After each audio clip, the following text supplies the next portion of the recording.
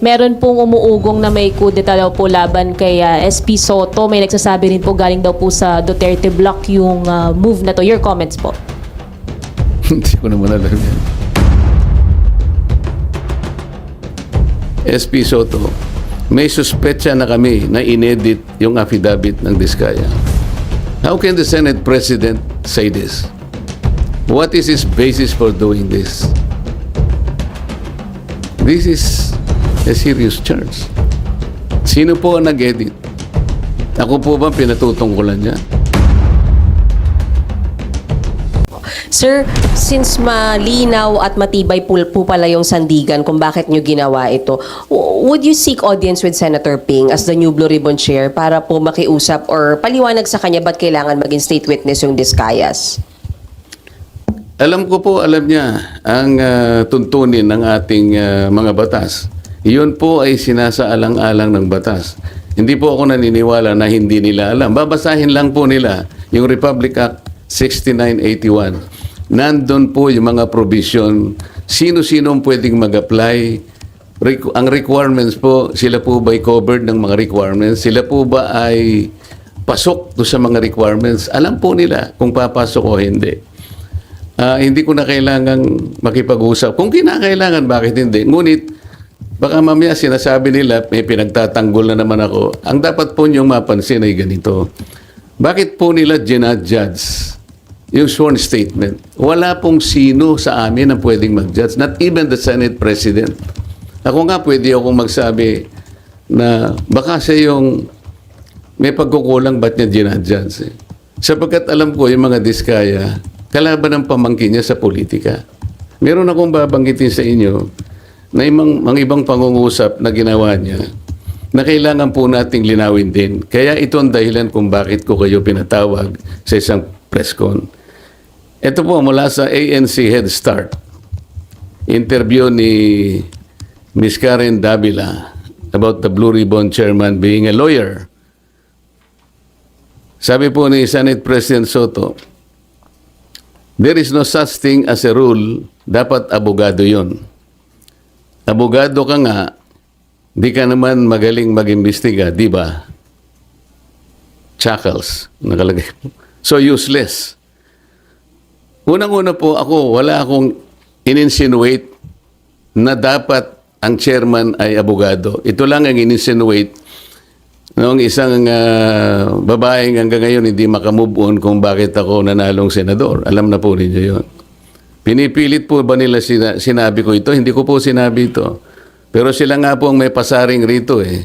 Abogado ka nga, hindi ka naman magaling mag-imbestiga, di ba? Saan po nila nakuha yun? Sino po ba yung magaling? Bakit tayo magkukumpara? Ito pa po sinabi niya, September 10, 2025, sa totoo lang, 1PH, Job Francisco, Chicky Vergel, Cheryl Cosim, SP Soto, may suspetsa na kami na inedit yung affidavit ng Diskaya. How can the Senate President say this? What is his basis for doing this? This is a serious charge. Sino po ang nag-edit? Ako po ba pinatutungkulan niya? Alam mo, hindi ako pala away eh. Ang gusto ko lang kasi, the processes of the Senate and the integrity of the inquiry will not be compromised. Ang legal custody nasa Senate.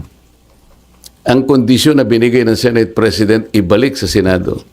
How come nag-relent siya sa request ng Speaker of the House of Representatives? Inconsequential yung request. The House of Representatives has nothing to do with the custodial authority of the Senate. Magko-compromise tayo. Ngayon, nung sinabi nila na okay na ba sa'yo, nailagay na lang natin sa Pasay City. Para sa akin, okay na rin. The Senate is under the jurisdiction of Pasay City. Para lang ma-preserve natin, a semblance of authority of the Senate cannot be compromised in any manner. Yun lang ang point eh. Pero sir, kahit in aid of legislation, hindi ba may obligation kayo na alamin yung kung totoo lang, kung yung mga sinasabi ng mga witness, di ba? Paano po namin, ako po bilang ako, paano ko alamin, sasabihin ko sa kanya, mali itong ginawa mo. Kami nga ang naging carrier sa kanila. para lang tulungan ng Estado, para tulungan ng gobyerno. Kung ano po yung nalalaman ninyo, kasi hindi namin lahat magagawa ito. Kaya nga mayroong Witness Protection Program. Sa akala nyo ba, mayroong magsasabi kung sinong mga senador at sinong mga congressmen ang sangkot dito kung wala kang gagamitin under the Witness Protection Program? Dahil sa nangyari po na lalong lumaki po yung problema natin sa corruption. Imagine po ninyo, panahon ni Napoles, 10 billion lang ang pinag-uusapan natin. Anong nangyari po? Naging amateur po si Napoles. Ngayon po, 100 billions na po ang kinukulimbat sa ating kabangbayan. Yung COA, dapat, wala pong ngipin ng COA Kung titignan nyo, Presidential Decree 1445, ang sinasabi dyan, kailangan preventive ang audit. Paano kayo makakapag-prevent po ng pagnanakaw sa mga ating mga projects? At sa lahat ng gawain, kung post-audit lahat, na nakulimbat na yung pera. Pagkatapos mag-audit siya, post-audit, sasabihin niya, notice of disallowance. Nakakita na po ba kayo na pagkakataon o kahit anuman, sa lahat ng notice of disallowance na inisyo ng COA, maliban lang so nag-volunteer na magsoli ng paunti-unti, yung malakihan po na notice of disallowance, meron pa pong napakulong? Meron silang nasingil? Meron po ako na monitor 100 billion sa SBMA, naging final and executory, umabot ng Korte Suprema. Final and executory.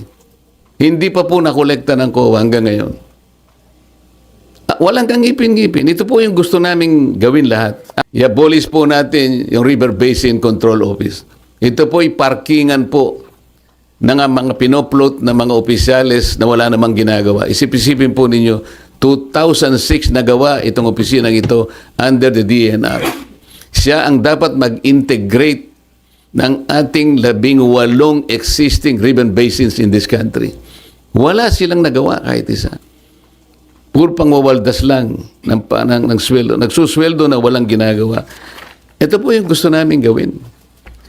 After 3 hearings, 14 na po ang measures na naiisip namin na dapat nating isulong para sa ganun itong mga nangyayaring ito kahit papano ma-address na po nating lahat. Sabi ni Senate Minority Leader Alan Cayetano po, magkakaroon daw po ng meeting ang Minority Bloc regarding po dyan sa pag-support po sa Independent Commission.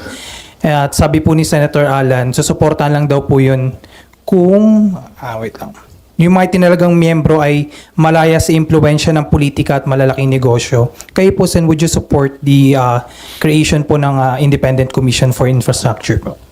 I will support the creation of that commission. Ang sabi ko nga, yung kailangan siyang maging independent talaga.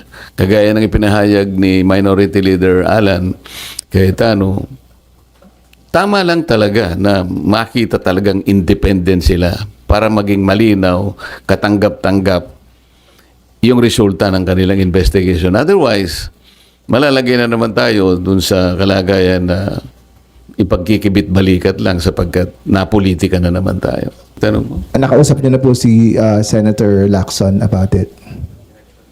Direction po lang.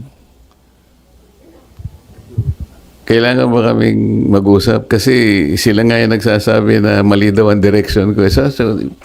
Baka sila yung tama yung direction. Tingnan na lang natin, di ba?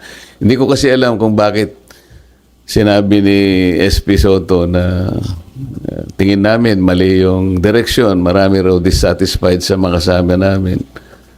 Sino kaya yung kasama namin dissatisfied? Baka si House Speaker Romualdez lang dissatisfied doon sa paraan ng aming pag-imbestiga. Sabi ko nga sa inyo, committee investigation is not police investigation. Hindi yung nag-iimbestiga na pagkatapos meron pang separate investigation. Sa aking palagay ay hindi sana nangyari yun. Merong lugar dito, meron sa Arayat, meron sa Nauhan, Mindoro, meron sa ganito. Bakit pa isa-isang ganon? Ano ba yun? Meron ng Blue Ribbon Committee. Bakit ba't kinakailangan magsagawa pa ng individual investigation ang bawat isa sa amin? Eh, meron naman kaming Blue Ribbon. What does that suggest to you? Kasi sa House of Representatives na kung saan nagtagal ako, pagka yung isang subject matter tinetake up na sa committee, wala nang nagpe-privilege speech. At least sa House of Representatives. Sa Senate siguro, baka wala namang rules na gano'n. Pero sa tingin ko, kahit na walang rules dito, pagka tinetake up na sa Blue Ribbon Committee, I think the common decency requires na wala na dapat yun. Kasi parang nagpapaligsahan eh. Hindi maganda. Then, meron pong umuugong na may kudeta daw po laban kay SP Soto. May nagsasabi rin po galing daw po sa Duterte Block yung move na to. Your comments po. Hindi ko naman alam yan. Hindi naman ako chismoso. Pero Sen, wala po bang kuda na labubuo po ba ngayon o may info po ba kayo? Ako wala. Baka ikaw meron. Sabihin mo nga sa akin.